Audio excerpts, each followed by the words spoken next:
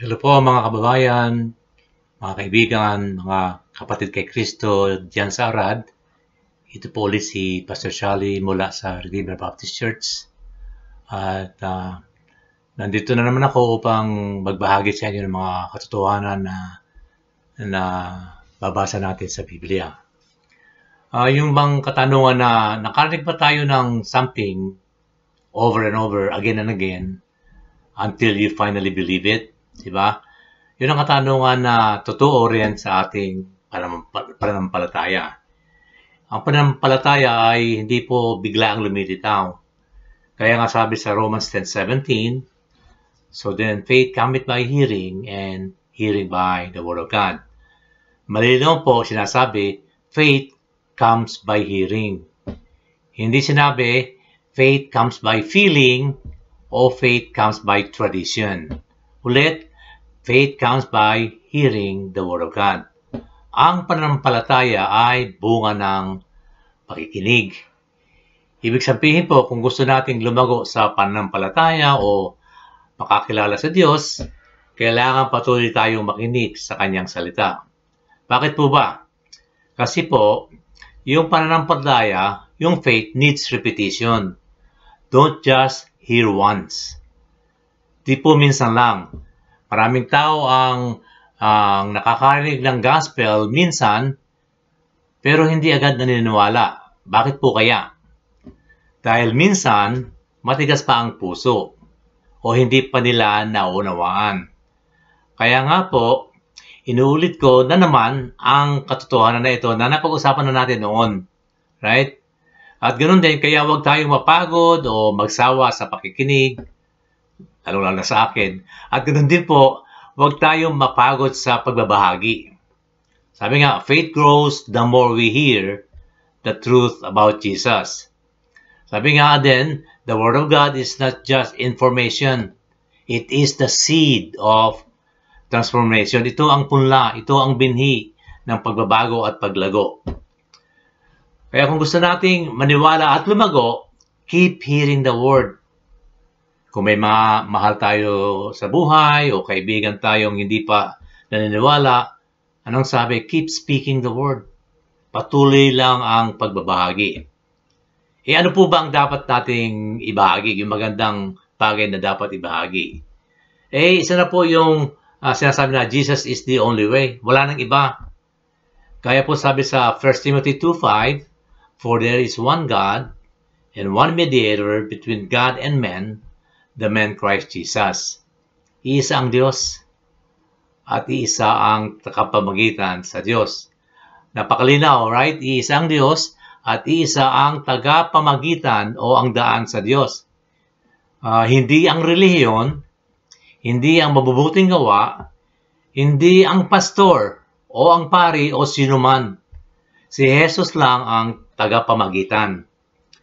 He is the bridge, kumbaga, between sinful man and a holy God. Siya ang tulay, ang tagapamagitan sa makasalanang tao at sa banal na Diyos. At ito po ay dahil siya lamang namatay sa krus para sa ating kasalanan. At siya rin lang ang muling nabuhay upang patunayan na siya ang may kapangyarihan kahit sa kamatayan. Marami po tayo nadidinig ng mga leader sa mga ibang relihiyon, si Buddha, si Muhammad, at kung sino-sino pa. At si Jesus lamang po ang nabuhay na maguli. Walang ibang bumangon mula sa libingan. Si Jesus lang ang buhay na tagapagligtas. Kaya nga, mga mahal sa buhay, mga kababayan, kaya po kailangan ay patuloy lang tayong makinig. Hear the word again and again. Yun po ba na huwag kayong magsawa, kagaya ng sinasabi ko, ito ay paulit-ulit, inaamin ko. At alam nyo ba, talagang intentional ang aking paulit-ulit dahil ayaw ko ma-miss natin ang katotohanan. Right? Huwag tayong magsawa sa simpleng ibinabahagi ko sa inyo. I'm not underestimating your intelligence and all that, but gusto ko lamang ay talagang maunawaan natin ang basic na katotohanan na ito. Right? So patuloy lang tayo makinig. At hindi ako titigil sa pagsasalita sa inyo. Right? So again, hear the word of God again and again. Tapos, pag nadidinig natin yon, ay kailangan din mabuksan ang ating puso. Buksan natin ang ating puso sa katotohanan. Sabi nga, don't harden your heart when God speak. Huwag natin patigasin ang ating loob, ang ating mga puso. Pag ang Panginoon, ang salita ng Diyos ay natin naririnig, dapat ay magkaroon tayo ng bukas na puso at isipan upang tanggapin yon. At dahil palagi natin na didinig yon, yung mga salita ng Diyos, ay may panahon na dapat ay tanggapin natin si Jesus bilang ating tagapagligtas at Panginoon. So believe in the one who died and rose again for you and me. Yun po ba? Again, napakasimple po ng ating mensahe. Wala namang akong ibang sinasabi. At patuloy ko po itong ibabahagi paulit-ulit, madalas. At sana ay, yun nga, huwag tayong magsasawa sa pakikinig nito. Huwag rin kayo magsasawa sa pagmumukha ko kasi yun din ho ang aking layunin.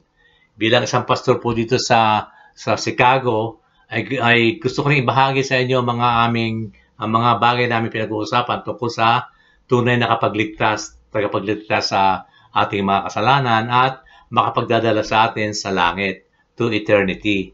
Kaya mga kapatid, again, ulitin ko yung sinasabi sa Bible sa 1